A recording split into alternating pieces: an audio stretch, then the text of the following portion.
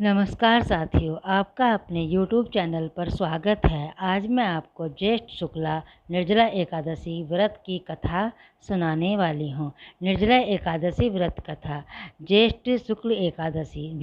भीमसेन व्यास जी से कहने लगे कि हे पितामह, भ्राता युधिष्ठिर, माता कुंती, द्रौपदी, अर्जुन, नकुल और सहदेव आदि सब एकादशी का व्रत करने को कहते हैं, परंतु महाराज मैं उनसे कहता हूँ कि भाई, मैं भगवान की शक्ति पूजा आदि तो कर सकता हूँ, दान भी दे सकता हूँ, परंतु भोजन के बिना नहीं रह सकता। इस पर व्यास जी कहने लगे कि हे भीमसेन, यदि तुम नरक को बुरा और स्वर्ग को अच्छा समझते हो तो प्रति मास की दोनों एकादशियों का अन्न मत खाया करो। भीम कहने लगे कि हे पितामह, मैं तो पहले ही कह चुका हूँ कि मैं भूख सहन नहीं कर सकता। यदि वर्ष भर में कोई एक ही व्रत हो तो वह मैं रख सकता हूँ, क्योंकि मेरे पेट में वर्क नाम वाली अग्नि है, सो मैं भोजन के बिना नहीं रह सकता।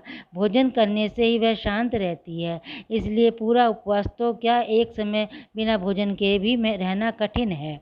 अतः आप मुझे कोई ऐसा व्रत बतलाइए जो वर्ष में केवल एक बार ही करना पड़े और मुझे स्वर्ग की प्राप्ति हो जाए। श्री व्यास जी कहने लगे कि हे पुत्र, बड़े बड़े ऋषियों ने बहुत शास्त्र आदि बनाए हैं, जिनसे बिना धन के थोड़े परिश्रम से ही स्वर्ग की प्राप्ति हो सकती है। इसी प्रकार शास्त्र में दोनों पक्षों की एकादशी का व्रत मुक्ति के लिए रखा जाता है।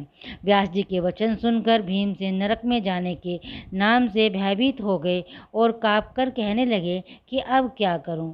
मास में 2 व्रत तो मैं कर नहीं सकता, हाँ वर्ष में एक व्रत करने का प्रयत्न अवश्य कर सकता हूँ। अतः वर्ष में एक दिन व्रत करने से यदि मेरी मुक्ति हो जाए तो ऐसा कोई व्रत बतलाइए।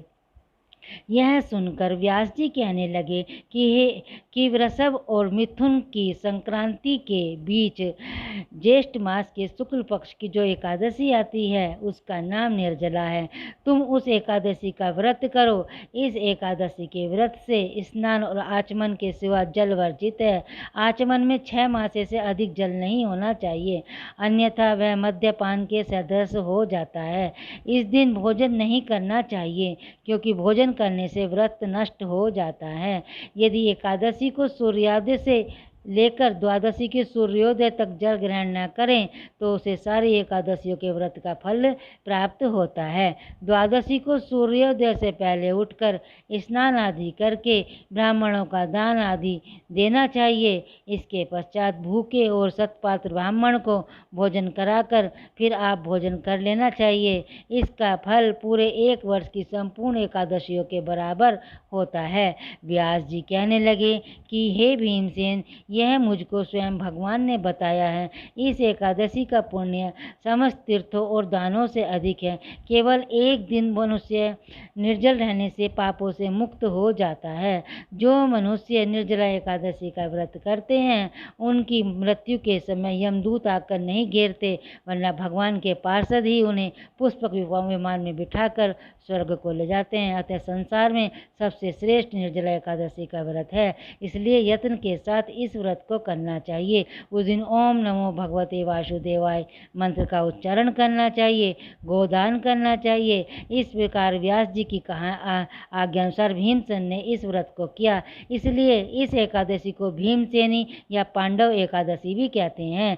निर्जला एकादशी करने से पूर्व भगवान से प्रार्थना करें कि हे भगवान, आज मैं निर्जला व्रत करता हूँ, दूसरे दिन भोजन करूँगा। मैं इस व्रत को श्रद्धापूर्वक करूँगा, अतः आपकी कृपा से मेरे सब पाप नष्ट हो जाएं।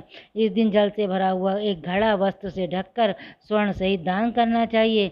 जो मनुष्य इस व्रत को करते हैं उनको करोड़ फल सोने के दान का फल मिलता है, और जो इस दिन यज्ञ आदि करते हैं उनका तो वर्णन ही नहीं किया जा सकता। इस एकादशी के व्रत से विष्णु लोक प्राप्त होती है, विष्णु लोक को प्राप्त होते हैं। जो मनुष्य इस दिन अन्न खाते हैं चांडाल के समान होते हैं, वे अंत में नरक को जाते हैं। जिसने निर्जला एकादशी का व्रत किया है वह चाहे ब्रह्म हत्यारा हो, मद्यपान करता हो, चोरी की हो या गुरु के साथ द्वेष रखा हो, मग किया हो, इस व्रत के प्रभाव से सब नष्ट हो जाते हैं। निर्जला एकादशी के दिन ब्रह्मचर्य का पालन करें, किसी के साथ वाद विवाद, बहस या झगड़ा ना करें।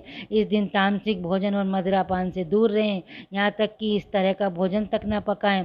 निर्जला एकादशी के दिन चावल खाने से परहेज करना चाहिए।